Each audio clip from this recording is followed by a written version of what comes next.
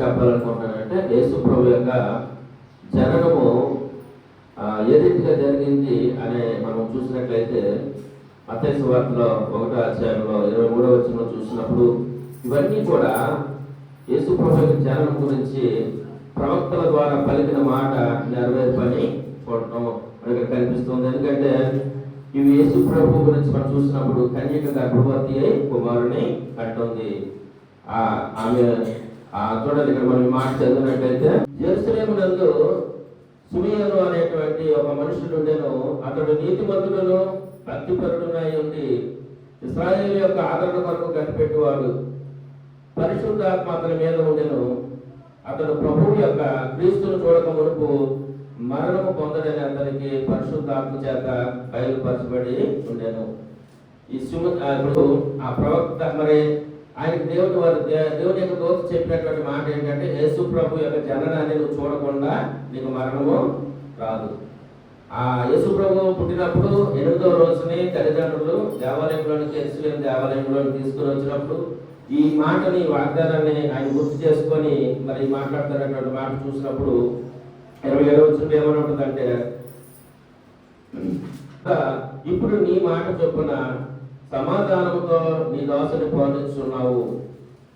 ఎప్పుడైతే యేసు ప్రభువుని తీసుకొని తల్లిదండ్రులు దేవాలయంలో తీసుకుని వచ్చారో సిమియోను అంటాడు అన్నమాట, నువ్వు నాకు మాట ఇచ్చావు, నీ యొక్క దేవుని కుమారుడిని నేను చూసే వరకు కూడా నన్ను జీవించి ఉంటానని మాట ఇచ్చావు. మరి ఈరోజు ఆ మాట నేను ఎప్పుడైతే యేసు ప్రభువుని అంటే పుట్టినటువంటి చిన్న బిడ్డ అయినటువంటి 8వ రోజు అయినటువంటి బిడ్డను ఎత్తుకున్నప్పుడు ఆ వాగ్దానం గుర్తు చేసుకొని దేవుని స్తుతించాడు అన్నమాట. ఇక నువ్వు నేను ఎలాగ వెళ్ళిపోవాలని ఆశపడుతున్నానంటే చక్కటి మరి సిమియోను 4వ వచనంలో చూసినప్పుడు సిమియోను వారిని దీవించి, ఇదిగో అనేక హృదయ ఆలోచనలు బయలుపరచబడినట్లు ఇశ్రాయేలులో అనేకులు పడుటకును తిరిగి లేచుటకును వివాదాస్పదమైన గుర్తుగా ఈయన నియమించబడి ఉన్నాడు. యేసు ప్రభు వారు పుట్టినప్పుడంట అనేక మంది హృదయాలు ఏమైనాయంట వివాదాస్పదం. ఎందుకంటే వాళ్ళలో వచ్చి ఏమని అంటారు, జ్ఞానులు వచ్చి ఇవో బెత్లెహేములో యూదుల రాజుగా పుట్టినవాడు ఎక్కడ ఉన్నాడని అడిగినప్పుడు ఆ రాజు దగ్గరికి వెళ్ళి అడుగుతారు. అడిగినప్పుడు వారికి ఏమొచ్చిందంటే, మరొక రాజు ఇక్కడ జన్మించాడా, నాకు అంటే వారసత్వమే కదా ఉంటుంది. రాజులు అంటే తల్లిదండ్రుల దగ్గర నుంచి వారసత్వం వస్తుంది, రాజత్వం చేసేవాళ్ళు. కానీ వేరొక రాజు జన్మించాడు అనగానే అక్కడ ఏమొచ్చిందంటే వివాదం అనేది కలిగింది, వాదన వచ్చింది. మరొక రాజు ఎవరు, నేను మరి యెరూషలేములోని మరి ఇక్కడ ఆ నక్షత్రాన్ని చూసి మేము ఇక్కడికి వచ్చామని జ్ఞానులు చెప్పినప్పుడు ఇక్కడ గొప్ప రాజు ఇక్కడ జన్మించాడంటే మరి ఆ రోజుల్లో మరి ఆ రాజు కూడా అసూయపడ్డాడు. అంటే ఆ చిన్న బిడ్డను కూడా చంపాలనేటువంటి ఆలోచనతో ఉన్నాడు.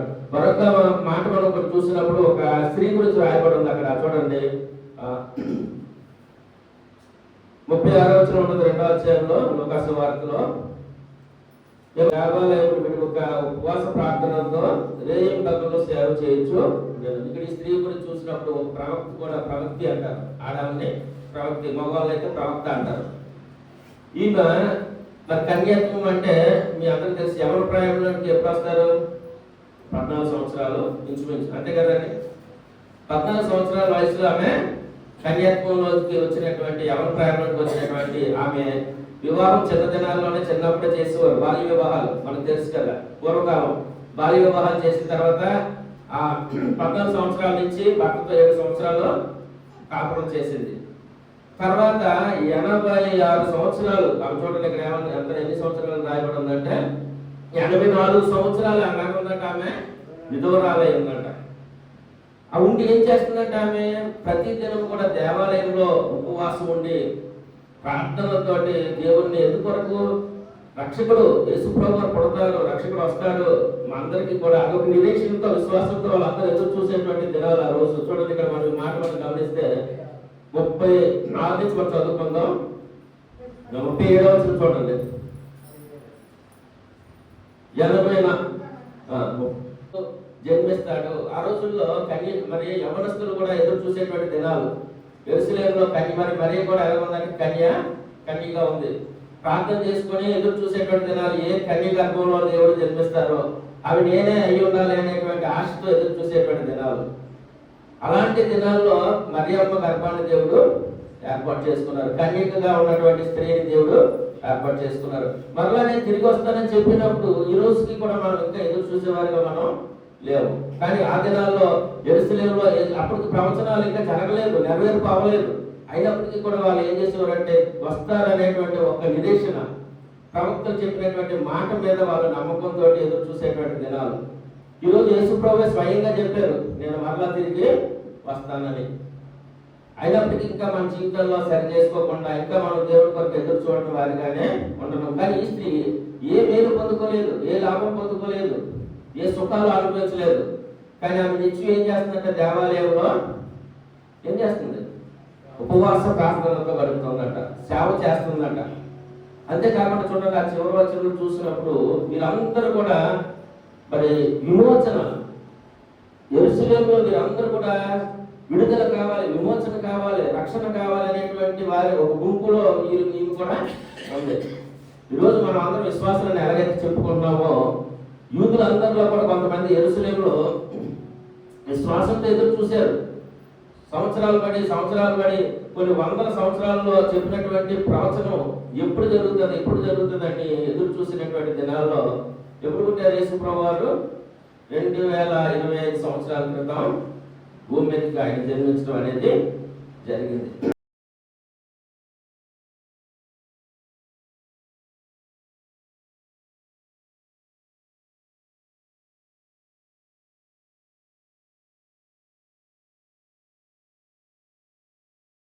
చూపిస్తున్న ద్వేషాన్ని చూపిస్తున్నాం. యేసుప్రభువు వారు మరణంలో కూడా ఏం చేశారు? అసూయ. అక్కడ కూడా మనకి ఏం కనిపిస్తుంది? కేకలు, అరుపులే.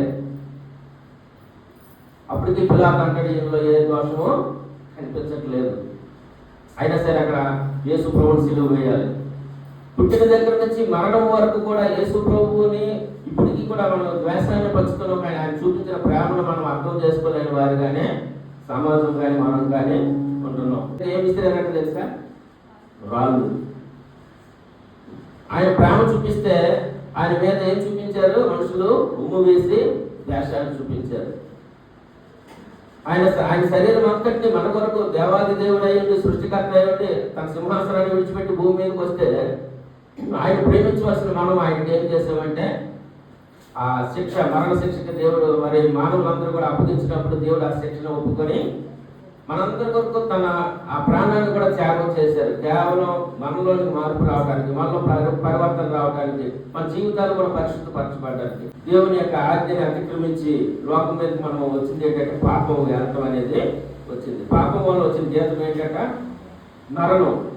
అట్టి మరణాన్ని తీసివేయడానికి యేసుప్రభువు వారి లోకానికి వచ్చారు.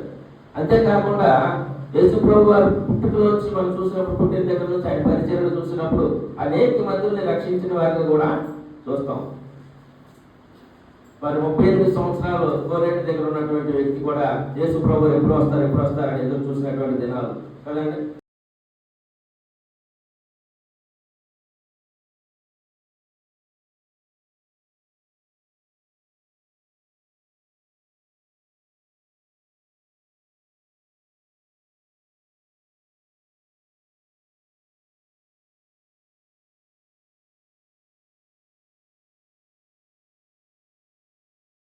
అప్పుడంట 1000 తరాల వరకు కూడా దేవుడు ఆ మాటని అబ్రహాముకి మాట ఇచ్చారు. దేవుడు ఈ రోజుకి కూడా ఆ వాగ్దానాన్ని దేవుడు నెరవేరుస్తున్నారు. అటువంటి యేసు ప్రభువుని మనం కలిగి ఉన్నామంటే, అది నిజంగా అర్థం చేసుకున్నామంటే చాలా గొప్ప విషయం. ఎందుకంటే దేవుడు ఆయన చూపించిన ప్రేమని కనీసం ఆ మరణాన్నైనా మనం తెలుసుకున్నప్పుడు, అర్థం చేసుకున్నప్పుడు ఆయన ప్రేమ ఎంత గొప్పదని మనకి అర్థమవుతుంది. మేలు చేస్తే దానికి ఉపకారంగా మనం ప్రేమించడం అనేది ఎవరైనా చేస్తారు కదండి. ఒక అనారోగ్యాన్ని దేవుడు తీసివేశారనుకోండి, స్వస్థపరిచారనుకోండి, మీరు దేవుడు తెలుసుకోవటం గొప్ప విషయమే లేదు. ఎందుకంటే మీకు అనారోగ్యం తగ్గిపోయింది కాబట్టి, రోగం పోయింది కాబట్టి మనం దేవుడిని తెలుసుకున్నాం. కానీ ఆ దినాలు అలా కాదు. మీ కొరకు ఒక రక్షకుడు వస్తాడు, మీ అందరికి దేవుని యొక్క మరి ప్రేమను పంచుతాడు. దేవుడు మన అందరినీ మరి లోకానికి అందరికీ గొప్ప రక్షకుడుగా మీ కొరకు సృష్టికర్త అయిన దేవుడు మీ కుమారుని పంపిస్తారు, మీకు అనుగ్రహిస్తారనే ఒక మాట నమ్మి ఎదురు చూసినటువంటి దినాలు ఆ రోజు. యెరూషలేము దేవాది దేవుడు అయి ఉండి, సృష్టికర్త అయి ఉండి, ఒక పశువుల శాలలో పనులు పెట్టినటువంటి స్థితిని మనం చూస్తున్నాం. ఈరోజు మన స్థితి దేవుడు ఎలాగంటే ఆయనంట మనందరినీ కూడా ధనికులుగా ఉన్నవారిగా గొప్పవారిగా చేయడానికి ఆయన ఎలాగైపోయాడంటే దరిద్రుడిగా అయిపోయారు. అందుకే సమాజంలో మనం ఆ యేసు ప్రభువుని మనం చిన్న చూపు చూస్తాం, తక్కువగా చూస్తాం. ఈరోజు మనం ఈ స్థితిలో ఉన్నామంటే కారణం ఎవరంటే యేసయ్య.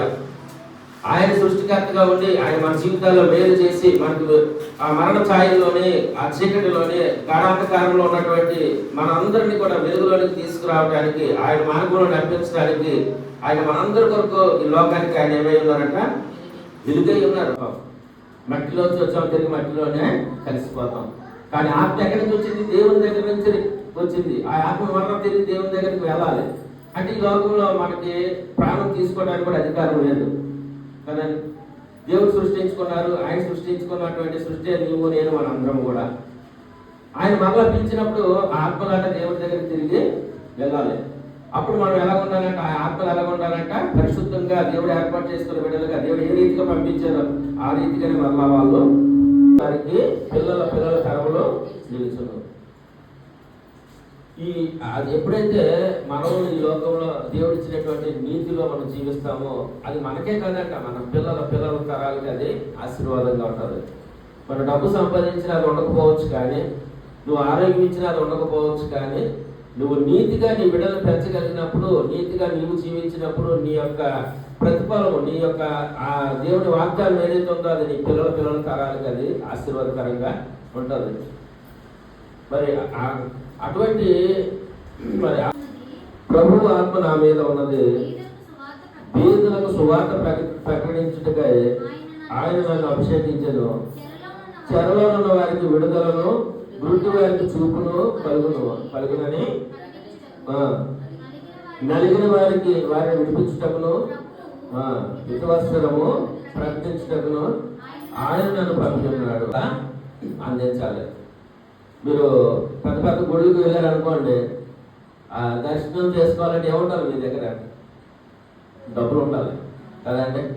త్వరగా దర్శనం చేసుకోవాలంటే డబ్బులు ఉండాలి. కానీ ఆయన ఏమంటారంటే పేదలకు సువార్త ఎలా ప్రకటించాలంటే ఆయనే మన యొద్దకు వచ్చి ఆయన మనతో జీవించి ఆయన మనలో ఒకరిగా నడుచుకొని ఆయన మనలో ఒకరిగా జన్మించి భూమి మీద మానవుడిగా మనతో జీవించాలని ఆయన కోరుకున్నారు. దేవుడు అంటే అందుకన్నారు వేదలు ఉన్నారు అనుకోండి, వేదలు ఎక్కడుంటే వారికి దేవుడు సువార్త కావాలి, వేదలు ఎక్కడుంటే వారికి ఆరోగ్యం కావాలి. ఇప్పుడు ఒక అనారోగ్యం వచ్చింది అనుకోండి, వారికి పెద్ద కార్పొరేట్ హాస్పిటల్కి వెళ్ళాలంటే వాళ్ళ దగ్గర ఏమన్నా డబ్బులు ఉండవు. మరి వాళ్ళని ఎవరు కాపాడతారు? వాళ్ళని ఎవరు రక్షిస్తారు? వాళ్ళని ఎవరు పోషిస్తారు? అలాంటి వారి వరకు దేవుడు ఈ లోకానికి వచ్చారు. అది ఉద్దేశాలు అంటారు వేదలకు సువార్త ప్రకటించాలి, నశించిపోతున్నటువంటి ఆత్మల వెతికి రక్షించాలి. చూడండి ఏమన్నారు, ఇంకా చెరలో ఉన్న వారికి విడుదల కావాలి. అనేక బాధలతో, అనేక సమస్యలతో, అనేక వేదనలతో మరి చాలా మంది ఇప్పటికీ కూడా ఎందుకు మన విశ్వాసంలోనే మన పాస్టర్ గారు మేము వెళ్తే ఒక్కొక్కరు ఒక్కొక్క బాధ చెప్పి బాధపడుతున్నారు. వాళ్ళకున్న కష్టాలు, వాళ్ళకున్న సమస్యలు, వాళ్ళకున్న ఇబ్బందులు. అలాగే మరి దేవుడికి చెప్పుకున్న వారు ఎంతమంది ఉంటారు భూమి మీద? కొన్ని కోట్ల మంది కదండి.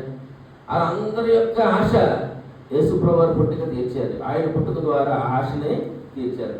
వారందరూ ఈరోజు మనం తెలిసినటువంటి మనకు కొంతమందిలోనే మనం చెప్తున్నాం, కొంతమందిలోనే మనకు తెలుసు వారి అవసరం, కొంతమందికి ఏది అవసరమో, ఏ బాధతో, ఏ ఇబ్బందులతో ఉన్నారని మనకు తెలుసు. మరి మనం సృష్టించిన దేవుడికి సమస్తం ఎరిగిన దేవుడు ఆయన. అందుకని ఆ పేదలకు ఏం కావాలంట? సువార్త కావాలి, మంచి వార్త కావాలి, వారి జీవితానికి సంతోషం కావాలి, క్షేమం కావాలి, ఆరోగ్యం కావాలి. అందుకే ఆయన ఈ లోకానికి రక్షకుడిగా వచ్చినట్టుగా మనం చూస్తున్నాం. ఇంకా చూడండి, గుడ్డి వారికి చూపి ఇవ్వడానికి, దేవుని యొక్క సువార్తను ప్రకటించడానికి, నలిగిన వారిని విడిపించడానికి కూడా దేవుడు ఈ లోకానికి రావటం అనేది ఉద్దేశం అనమాట. అంతేకాకుండా మనం సులువు ఒకటే మాట్లాడుకుంటాం, కానీ పుట్టుకలో మనం గమనించినప్పుడు ఆయన సువార్త ప్రకటించినప్పుడు ఎంతో మంది మేలు పొందారు. ఎంతమంది కనీసం మీకు గుర్తున్న కొన్ని పేర్లు చెప్పండి. ఎవరెవరు దేవుడు రక్షించారు, ఎవరెవరు దేవుడు కాపాడారు చెప్పండి. గుడ్డివారికి చూపించారు, ఇంకా మూగవాడిని, కుష్ఠరోగులు బాగు చేశారు, రక్తస్రావం గల స్త్రీని ఆమె ఏం చేసింది? వైద్యుల దగ్గరికి వెళ్ళింది. తనకున్న యావత్ ఆస్తిని పాడు చేసుకుంది, అయినా తనకున్న రోగాన్ని పోగొట్టుకోలేకపోయింది. మరి భగవంతుడిని ముట్టుకుంటే మహిళ అంటాం ఈరోజు. మరి యేసుప్రభు భగవంతుడే, సృష్టికర్తే, ఆయన కుమారుడే, దేవాది దేవుడే, కానీ ఆయన ముట్టుకుందలేదు ఆమె. మరి మహిళ అయిపోయారు యేసుప్రభు గారు. ఏమంటే కన్న తల్లి మైలైపోతుంది అనుకుంటే బిడ్డలు పుడతారా? చెప్పండి. తల్లికి మైలంటే అంటే బిడ్డలు కంటారా? సృష్టికర్త అంటే ఏంటి? మనల్ని పుట్టించినవాడు దేవుడు, సృష్టికర్త. ఆయనకి మైలైతే ఇంక మనం ఏమైపోవాలి? మనల్ని ఎవరు పుట్టుకుంటాడు? మనల్ని ఎవరు? అందుకంటే నువ్వు ఎలాగున్నావంట, పొత్తుకొట్టలతో ఇంకా నువ్వు నీకు శుభ్రం చేయలేదు, నేను ఎవరు కూడా నూనె రాయలేదు, ఏమీ చేయలేదు. రక్తపు ముద్దలో ఉన్నటువంటి నిన్ను నేను నా చేతులతో పట్టుకొని నేను నిన్ను శుద్ధి చేశాను, నేను నిన్ను బాగు చేశాను, నిన్ను నేను కడిగి పవిత్రులుగా చేసి పరిశుద్ధిగా పరిచి ఒక నీ చక్కటి రూపం ఇచ్చి అన్ని చేసినటువంటి దేవుని మనం ఏమంటామంటే ఇప్పటికీ కూడా దేవునికి దూరంగానే ఉండడానికి ఇష్టపడుతున్నాం, కానీ దగ్గర అవడానికి ఇష్టపడలేదు.